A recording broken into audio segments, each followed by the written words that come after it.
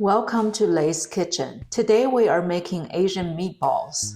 They are juicy, flavorful, and coated in a delicious, salty, sweet, and savory sauce with a hint of spicy sriracha. Perfect for appetizers, rice bowls, or meal prep. Ready in just under 30 minutes.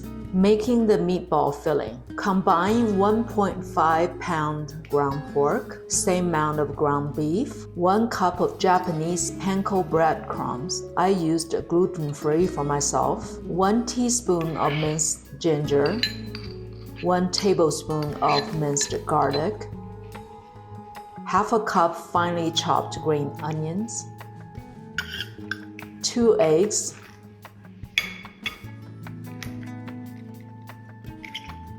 2 teaspoons of sesame oil, a dash of salt and pepper to build a base taste. Mix all together in a big mixing bowl and ready for the next step. Time to form meatballs. I used a 1/4 cup as a gauge to take out that much meat. Roll the filling with both hands to form a meatball about 1.5 inch in size and place each onto a lined baking sheet. Continue to repeat the same process until all the fillings are used up.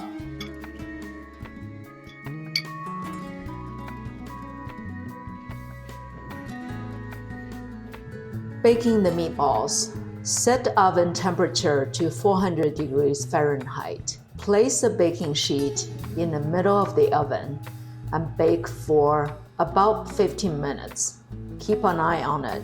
Next, let's make the dipping sauce. While waiting for the meatballs to bake, place a shallow Dutch oven pot or any other pot. Add 2/3 cup of Hoisin sauce, a 1/4 cup of Japanese rice vinegar, 2 tablespoons of soy sauce,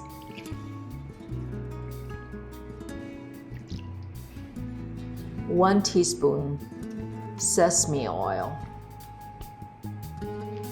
2 garlic cloves, and 1 teaspoon ground minced ginger, 1 tablespoon of sriracha sauce, if you like it a little bit spicy. Place pot over medium heat and let it simmer for 5 minutes. After the meatballs are taken out from the oven, add them into the pan or pot. Coat all of them on all sides with the sauce. Garnish with green onions and serve with a bowl of steamed rice. Or bring this to a party as a hearty appetizer.